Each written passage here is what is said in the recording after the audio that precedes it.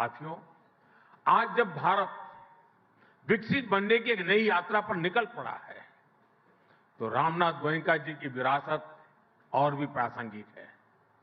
रामनाथ जी ने अंग्रेजों की गुलामी से डटकर टक्कर ली।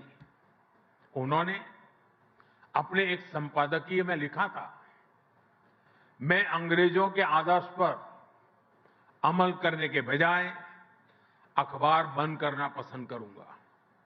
इसी तरह जब इमरजेंसी के रूप में देश को गुलाम बनाने की एक और कोशिश हुई, तब भी रामनाथ जी डटकर खड़े हो गए थे। और ये वर्ष तो इमरजेंसी के 50 वर्ष पूरे होने का भी है। और इंडियन एक्सप्रेस ने 50 वर्ष पहले दिखाया है कि ब्लैंक एडिटोरियल भी जनता को गुलाम बनाने वाली मानसिकता को चुनौती दे सकते हैं। साथियों, आज आपके इस सम्मानित मंच से मैं गुलामी की मानसिकता से मुक्ति के इस विषय पर भी विस्तार से अपनी बात रखूंगा। लेकिन इसके लिए हमें 190 इयर्स पीछे जाना पड़ेगा। 1857 के स्वतंत्रता संग्राम से भी पहले वो साल था 1835। 1835 में ब्रिटिश सांसद थॉमस बेबिंगटन मैकाले ने भारत को अपनी जड़ों से उखाड़ने के लिए एक बहुत बड़ा अभियान शुरू किया था। उसने ऐलान किया था, मैं ऐसे भारतीय बनाऊंगा, वो दिखने में तो भारतीय होंगे लेकिन मन से अंग्रेज होंगे। और इसके लिए मैकाले ने भारतीय शिक्षा व्यवस्था में आमूलचूल परिवर्तन नहीं बल्कि उसका समूल नाश कर दिया। खुद गांधी जी ने भी कहा था कि भारत की प्राचीन शिक्षा व्यवस्था एक सुंदर वृक्ष थी जिसे जड़ से हटाकर नष्ट कर दिया। साथियों, भारत की शिक्षा व्यवस्था में हमें अपनी संस्कृति पर गर्व करना सिखाया जाता था।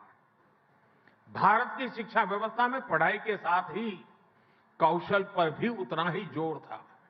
इसलिए मैकाले ने भारत की शिक्षा व्यवस्था की कमर तोड़ने की ठानी और उसमें सफल भी रहा। मैकाले ने यह सुनिश्चित किया कि उस दौर में ब्रिटिश भाषा, ब्रिटिश सोच को ज्यादा मान्यता मिले और उसका खामियाजा भारत ने आने वाली सदियों में उठाया। साथियों, मैकाले ने हमारे आत्मविश्वास को तोड़ दिया, हमारे भीतरहीन भावना का संचार किया। मैकाले ने एक झटके में हजारों वर्षों के हमारे ज्ञान विज्ञान को, हमारी कला संस्कृति को, हमारी पूरी जीवन शैली को ही कूड़ेदान में फेंक दिया था। वहीं पर वो बीज पड़े कि भारतीयों को अगर आगे बढ़ना है, अगर कुछ बड़ा करना है, तो विदेशी तौर तरीकों से ही करना होगा। और ये जो भाव था वो आजादी मिलने के बाद भी और पुख्ता हुआ।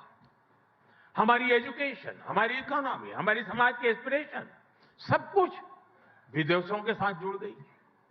जो अपना है उस पर गौरव करने का भाव कम होता गया। गांधी जी ने जिस स्वदेशी को आजादी का आधार बनाया था उसको पूछने वाला ही कोई नहीं रहा। हम गवर्नेंस के मॉडल विदेश में खोजने लगे। हम इनोवेशन के लिए विदेश की तरफ देखने लगे। यही मानसिकता रही जिसकी वजह से इंपोर्टेड आइडिया, इंपोर्टेड सामान और सर्विस सभी को श्रेष्ठ मानने की प्रवृत्ति समाज में स्थापित हो गई। साथियों, जब आप अपने देश को सम्मान नहीं देते हैं तो आप स्वदेशी इकोसिस्टम को नकारते हैं, made in India manufacturing ecosystem को नकारते हैं। मैं आपको एक और उदाहरण टूरिज्म की बात करता हूं। आप देखेंगे कि जिस भी देश में टूरिज्म फला फूला वो देश वहां के लोगों को अपनी ऐतिहासिक विरासत पर गर्व करते हैं। हमारे यहां इसका उल्टा ही हुआ। भारत में आजादी के बाद अपनी विरासत को दुत्कारने के ही प्रयास हुए। जब अपनी विरासत पर गर्व नहीं होगा तो उसका संरक्षण भी नहीं होगा। जब संरक्षण नहीं होगा तो हम उसको ईंट पत्थर के खंडहरों की तरह ही ट्रीट करते रहेंगे। और ऐसा हुआ भी। अपनी विरासत पर गर्व होना टूरिज्म के विकास के लिए भी आवश्यक शर्त है। साथियों, ऐसे ही स्थानीय भाषाओं की बात है। किस देश में ऐसा होता है कि वहां की भाषाओं को दुत्कारा जाता है? जापान, चीन और कोरिया जैसे देश जिन्होंने देश के अनेक तौर तरीके अपनाए, लेकिन भाषा फिर भी अपनी ही रखी। अपनी भाषा पर कॉम्प्रोमाइज नहीं किया। इसलिए हमने नई नेशनल एजुकेशन पॉलिसी में स्थानीय भाषाओं में पढ़ाई पर विशेष बल दिया है। और मैं बहुत स्पष्टता से कहूंगा, हमारा विरोध अंग्रेजी भाषा से नहीं है। हम भारतीय भाषाओं के समर्थन में हैं। साथियों, मैकाले द्वारा किए गए उस अपराध को 1835 में जो अपराध किया गया, 2035 10 साल के बाद 200 साल हो जाएंगे। और इसलिए आज आपके माध्यम से पूरे देश से एक आह्वान करना चाहता हूं। अगले 10 साल में हमें संकल्प लेकर चलना है कि मैकाले ने भारत को जिस गुलामी की मानसिकता से भर दिया है, उस सोच से मुक्ति पाकर के रहेंगे। 10 साल हमारे पास बड़े महत्वपूर्ण हैं।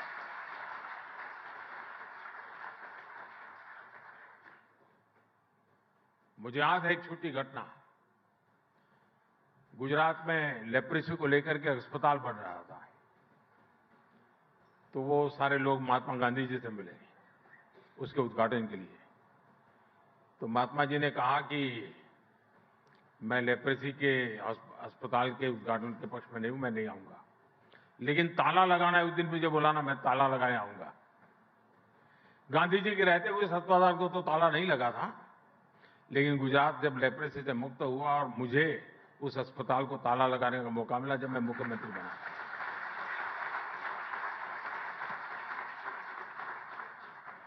अठारह 1835 से शुरू हुई यात्रा 2035 तक हमें खत्म करके रहना है जी।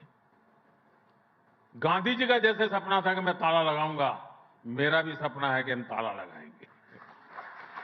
साथियों, रामनाथ जी से जुड़े एक और किस्से का मुझसे किसी ने जिक्र किया था। ये बात तब की है जब रामनाथ जी को विदिशा से जनसंघ का टिकट मिला था। उस समय नानाजी देशमुख जी ने, उनकी इस बात पर चर्चा हो रही थी कि संगठन महत्वपूर्ण होता है या चेहरा।